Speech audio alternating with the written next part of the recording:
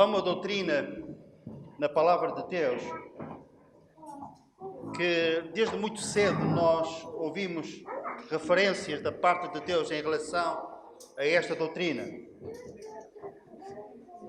Mas passam-se os anos, os séculos, e há coisas importantes que nós, por aquela razão, aqueles que ministram a palavra, vão deixando de falar devidamente como deveriam de falar acerca dessas doutrinas tão importantes assim. Uma delas é a doutrina do arrependimento. Se calhar fala-se agora menos, porque não deixa de ser uma doutrina um tanto ou quanto pesada. Mas apesar disso, é algo necessário que de vez em quando, com mais frequência até do que aquilo que temos feito, devemos de trazer essa doutrina novamente à superfície, às nossas mentes. E assim permita também que ela penetre no nosso coração. Jesus começou o seu ministério a falar acerca desta doutrina. E curiosamente, ele acaba o seu ministério a dizer aos seus discípulos para falarem acerca desta mesma doutrina. Vamos ver como é que Jesus começou. Então, em Mateus capítulo 4, versículo 17, Jesus começa aqui o seu ministério. Tinha sido tentado por Satanás e tinha vencido esses três aspectos da tentação. Ele ouve falar que o seu amigo e primo, João Batista, tinha sido preso. Era a altura de ele começar. E ele começa assim, Mateus capítulo 4, versículo 17. Daí por diante, passou Jesus a pregar e a dizer: arrependei-vos, porque está próximo o reino dos céus. Foi assim que ele começou. Dando um salto para Lucas capítulo 24, Evangelho segundo Lucas capítulo 24, antes de ele subir ao céu, ele está com os seus discípulos.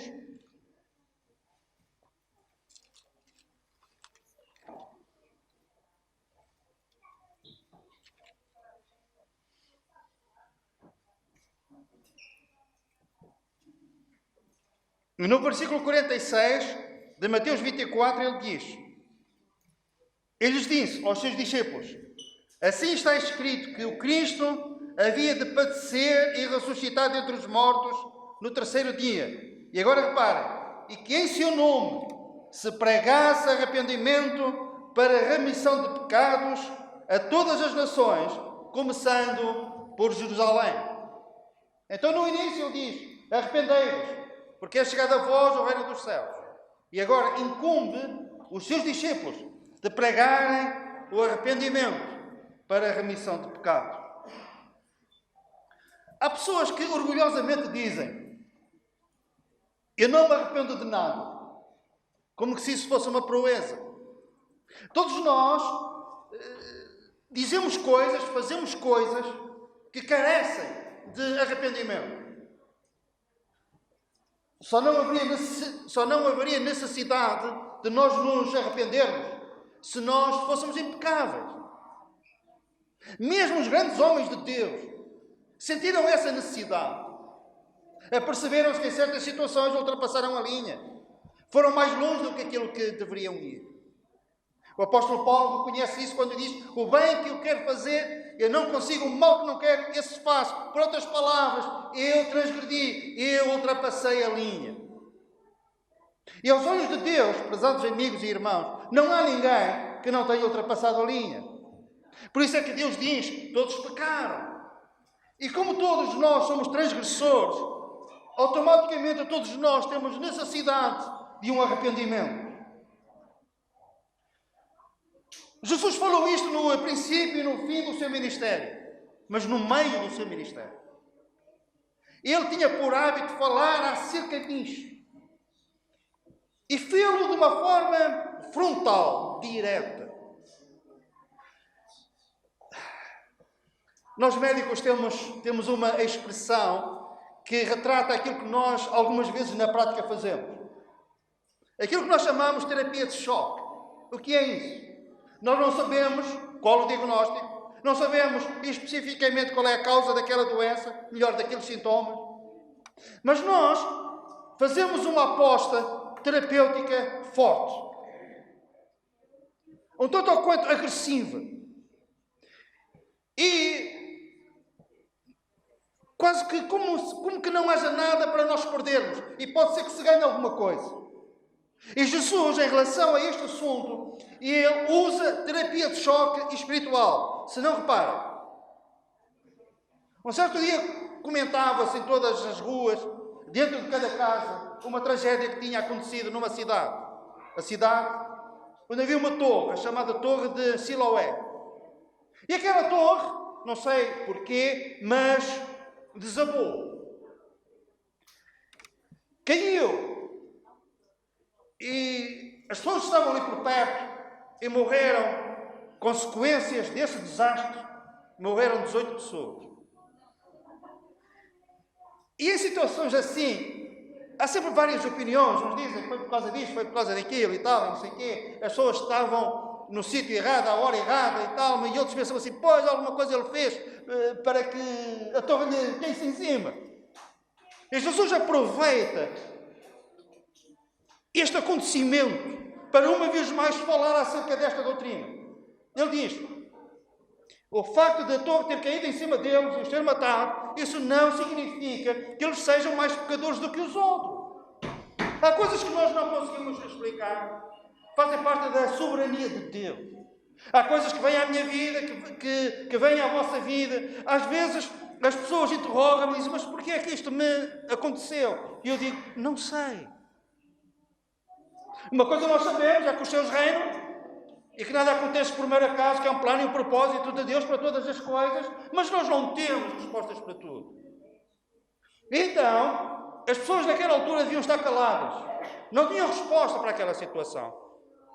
Deviam ficar em silêncio, mas não. Aconteceu, eles morreram, a torre caiu-lhes em cima, porque alguma coisa se passava ali. E Jesus diz, se vos não arrependerdes, todos de igual modo perecereis. Se vos não arrependerdes, todos de igual modo perecereis. E ele está a falar agora não na morte física, e ele está a ir mais longe. Ele está a falar acerca das coisas da alma, do espírito, da eternidade. Daí a necessidade abrangente, universal, da necessidade de nós nos arrependermos. Jesus, a certa altura, disse, eu vim não chamar os justos, mas os pecadores ao arrependimento. Eu, às vezes, com os meus fones, com o telemóvel, faço caminhadas, ouço mensagens, e eu choro, às vezes eu choro. Outras vezes, apetece-me aplaudir. E eu penso, e nos céus, o que é que está a acontecer neste momento? O que é que aconteceu quando este homem de Deus pregou, às vezes para grandes multidões, com o poder extraordinário de Deus? Será que houve festa no céu por causa disso? E alguém contribuiu e fez-lo generosamente. E eu pergunto, e houve festa no céu por causa disso? Não sei, mas uma coisa sei. Quando um pecador se arrepende, há grande júbilo no céu quando isso acontece. Mais do que pela vida de 99 justos, diz o Senhor. Quando um pecador se arrepende, há festa no céu, uma festa incomparável. Não se faz festa igual como numa situação dessa. A importância do arrependimento.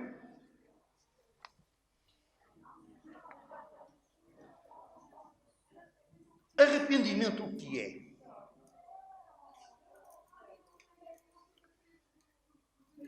É nós termos a consciência de que transgredimos perante um Deus que é santo. E que isso é grave. O facto de nós sermos pecadores, pesados amigos, isso é grave. Implica a necessidade de nos arrependermos. Sem desculpas, sem sacudir a água do capote, sem culpar as circunstâncias e os outros. Eu digo, Senhor, eu pequei perante ti. eu sou pecador. E é apenas isto, não, é algo ainda mais do que isto. É não somente eu reconhecer o meu pecado, mas há pessoas que reconhecem que são pecadores, mas isso não é verdadeiro arrependimento. Por exemplo, Faraó, a certa altura, ele diz, eu pequei. Mas quem é o Senhor para que eu lhe obedeça? Ele reconhece-se culpado, mas não se volve para Deus. Judas disse, eu pequei. Traí sangue inocente. Mas a seguir, para onde é que ele vai? Vai ter com os sacerdotes, vai ao templo, enforca-se a seguir e não se volta para Deus. O verdadeiro arrependimento é algo que eu constato.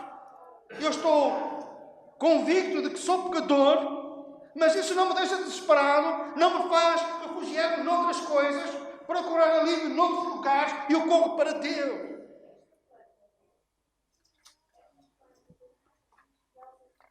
Pedro pecou, arrependeu-se, sim, chorou amargamente, mas quando ele cruza o seu olhar com o Senhor Jesus, há um sentimento de que era possível ser perdoado.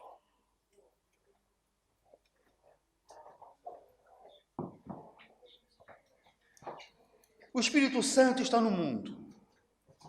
Jesus disse que não nos ia deixar órfãos, que o seu Espírito estaria connosco. E sabem qual é a missão, posso eu dizer, mais nobre, quiçá a mais importante de todas, do Espírito de Deus, no nosso tempo, chamado hoje? Jesus disse, Ele virá. E Ele convencerá o mundo do seu pecado. O Espírito Santo tenta nos convencer, argumentar connosco, com a nossa alma, a convencer-nos de que somos pecadores e que precisamos de nos volver para Deus. Mas é para convencer.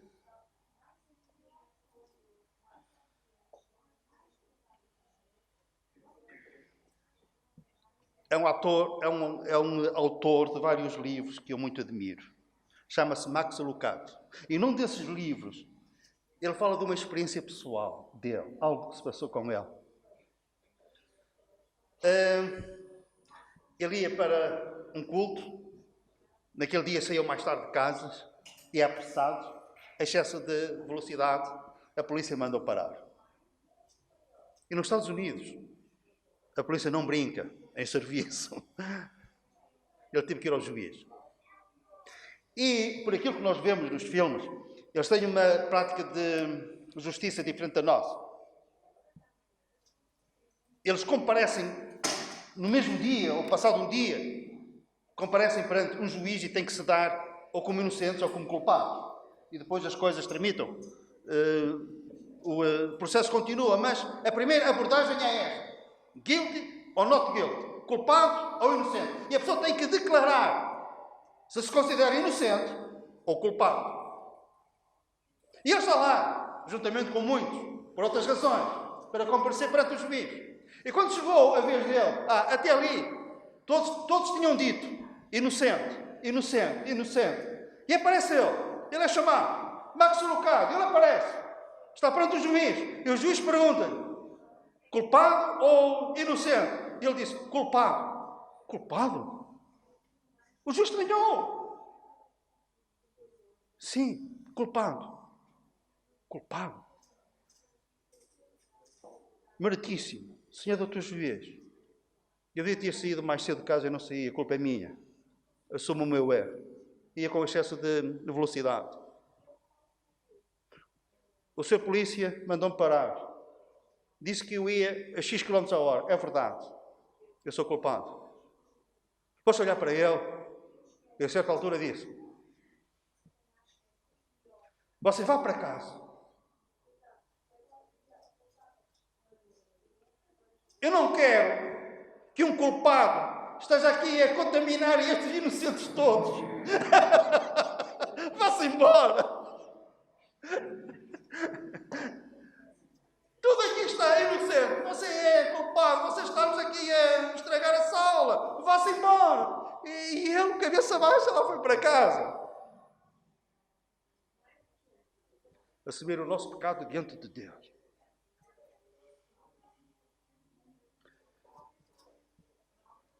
São 2 homens. Os 2 sobem ao templo. Um não precisava de se arrepender de nada. Não era culpado de nada.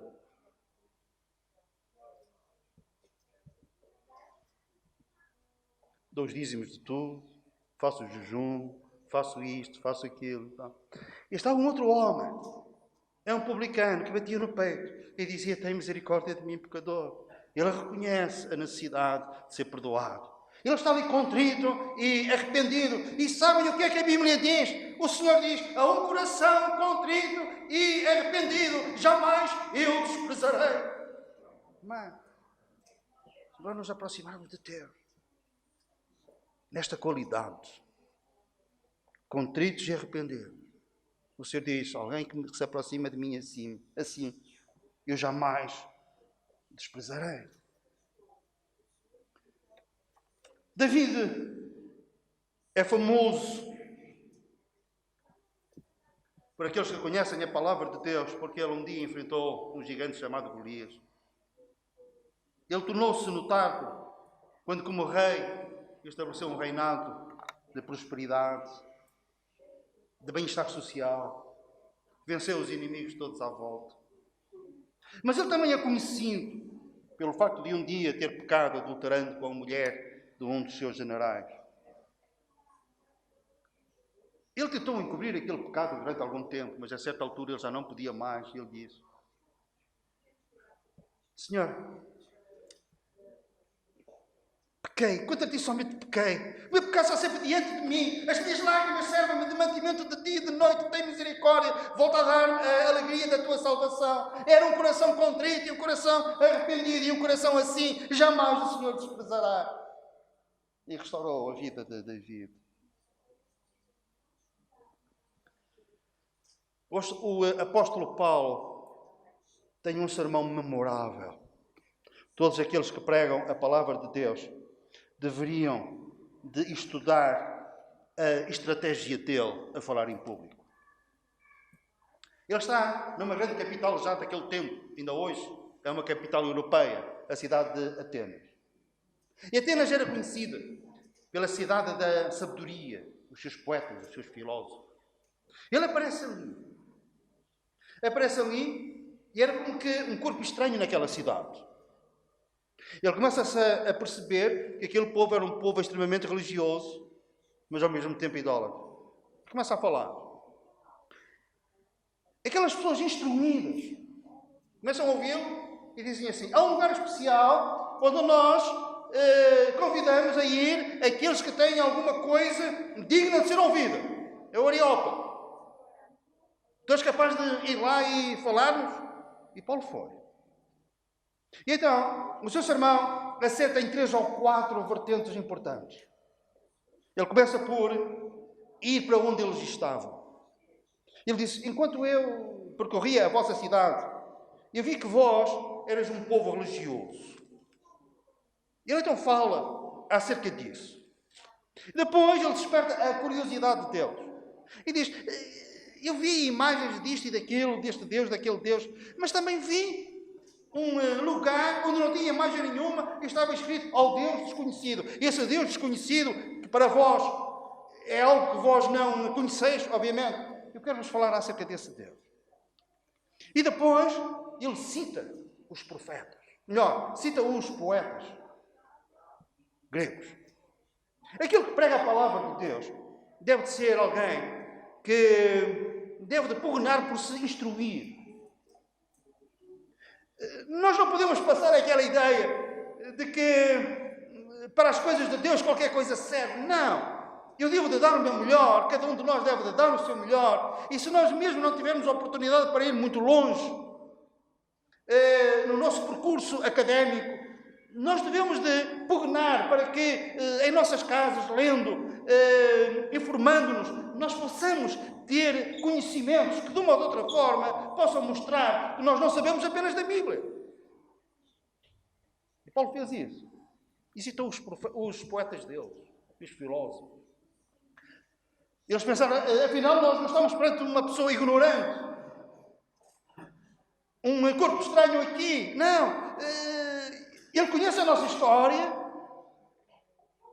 E Paulo vai em crescendo, ele fala acerca de Deus, dizendo, é nele que nós vivemos, que nós existimos. Mas tudo tem um objetivo, ele tem um alvo, ele está pronto para disparar a seta que acerta o alvo. E qual era o alvo? A certa altura, quando ele está no ponto máximo da sua mensagem, a mensagem central, aquilo que ele queria dizer, era isto. Ora, não levou Deus em conta os tempos da ignorância. Agora, porém, notifica aos homens que todos, em toda a parte, se arrependam. No fundo, ele diz àqueles homens, aquelas pessoas que estavam ali, vós precisais de vos arrepender. E quando? É agora. E depois ele vai um pouco mais longe, ele dá o último passo e ele diz com um aviso. Porque um dia Deus vai julgar o mundo. Como quem diz, se não houver arrependimento, haverá julgamento. Um dia Ele vai julgar o mundo. Eu vou pegar num exemplo bíblico. Eu não conheço um outro melhor do que este para exemplificar, em termos práticos, o que é arrependimento. Os verdadeiros passos que é necessário dar para nós termos esta experiência de arrependimento segundo Deus. Vamos a isso? Está em Lucas capítulo 23. Como disse, eu não conheço melhor exemplo do que este. E não é preciso nós acrescentarmos nada. Este homem experimentou esse arrependimento segundo Deus.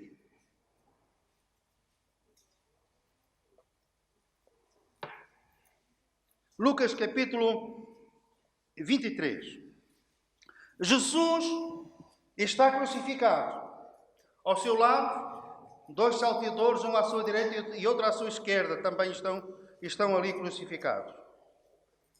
Em Mateus nós lemos, antes de lermos a passagem de Lucas, em Mateus nós lemos que os 2 salteadores, um que estava do lado direito e o outro que estava do lado esquerdo, eles soltavam, proferiam impropérios. Uma palavra que não é muito comum nós usarmos. Impropérios. O que é isto? Eu tive cuidado de ir ao dicionário e ver. Significa palavra ou conjunto de palavras ofensivas, injúrias. Eles injuriavam Jesus. Este é o ponto de partida. Impropério. O que é que eles diziam?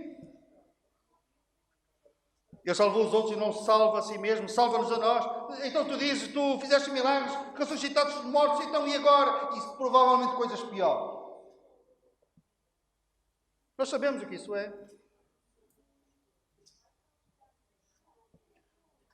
Houve situações, provavelmente, na nossa vida em que fomos injuriados, em que foram injustos para connosco, disseram coisas que nos magoaram a alma.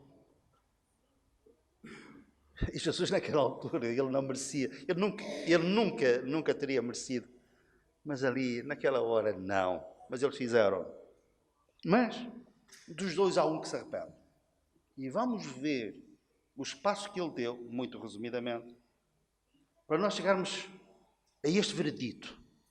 É um arrependimento, segundo Deus. É deste arrependimento que eu também preciso. Vamos ver. Então, Lucas capítulo 23. Versículo 39. Não nos esqueçamos que os 2, antes, palavras injuriosas, ofensivas. E em Mateus 23, 39, lemos assim: um dos malfeitores crucificados blasfemava contra ele, dizendo: não és tu o Cristo? Salva-te a ti mesmo e a nós também. Respondendo-lhe, porém, o outro repreendeu, dizendo: nem ao menos temes a Deus, estando sob igual sentença? Tu não tens medo de Deus?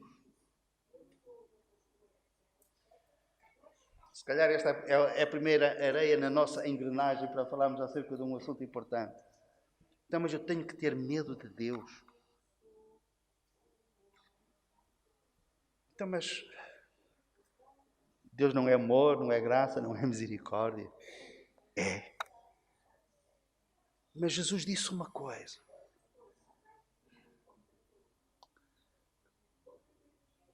Não temais aqueles que podem matar o corpo. Temei antes aquele que pode fazer parecer no inferno a alma e o corpo.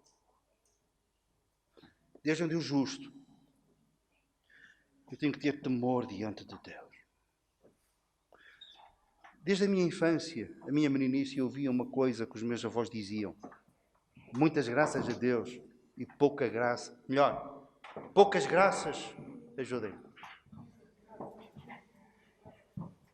É isso. Muitas graças a Deus e poucas graças com Deus. Temor, reverência. Temor. A reverência que nós devemos ter perante o Senhor. Ele é um Deus santo, que não pode contemplar o mal. Nós temos um problema diante dele. É que, por um lado, ele é 3 vezes santo e eu sou 3.000 vezes pecador. Então este homem tinha esta reverência perante Deus. Tu não temes a Deus. O segundo passo, nós, na verdade, com justiça, porque recebemos o castigo que os nossos atos merecem. Eu estou aqui, nós estamos aqui, e é justo nós estarmos aqui, porque nós somos transgressores, nós somos pecadores. Então, em primeiro lugar, temos temor de Deus, reverência para com Deus. Ele é um Deus santo. Segundo passo, eu não sou justo, eu não sou santo, eu sou transgressor, eu sou pecador. Inclina a cabeça virada para Jesus e diz, e este nenhum mal fez. É eu reconhecer que Jesus não cometeu pecado. Era impossível que ele pecasse. Na sua boca nunca se achou engano. Ele era o santo de Deus. E acrescentou, lembra-te de mim quando vieres no teu reino. Lembra-te de mim. Então, quando eu tenho reverência para com Deus, o respeito para com Deus, o temor de Deus, se eu for condenado, é justo que eu seja condenado. Mas abre-se aqui uma porta, acende-se uma luz radiante, ilumina a minha alma. E essa luz o que é? É a verdade gloriosa do Evangelho da graça de Deus, que Jesus na cruz do Calvário, ele que nenhum mal fez, foi feito pecado por mim. É a luz que irradia daquela cruz dizendo-me que há misericórdia para mim, que pode haver perdão para os meus pecados, remissão para a minha alma. E eu creio que Jesus na cruz está lá não por causa dos seus pecados, mas por causa dos meus pecados, porque ele nenhum mal fez. E dou o último passo. Digo, Senhor, lembra-te de mim. Tem misericórdia de mim. E Jesus diz, hoje estarás comigo no paraíso. Amém. E se dou estes passos. Porque é que o Senhor disse hoje? Porque aquele salteador iria morrer passado pouco tempo. E se nós dermos estes passos, você vai dizer-nos a nós, não hoje, mas vai dizer, um dia estarás comigo no paraíso. Amém? E isto é o Evangelho. Não é um Evangelho de água com açúcar. Fiquei escandalizado há uns dias atrás. Li que está a haver um movimento no Vaticano para considerar com o tempo Judas Iscariotes como santo.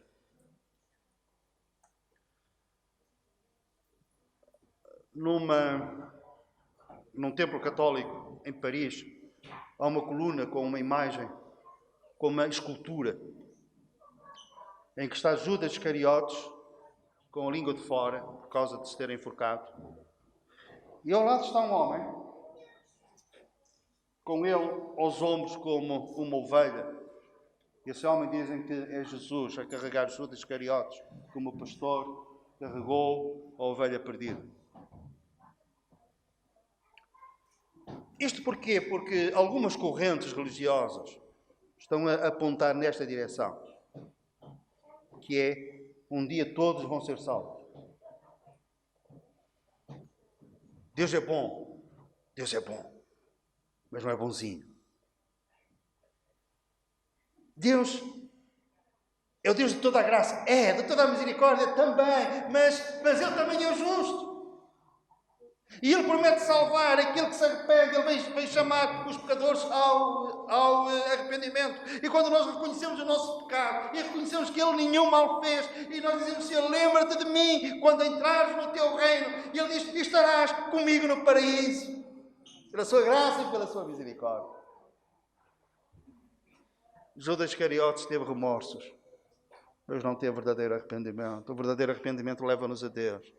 Os remorsos levam-nos muitas vezes ao alcoolismo,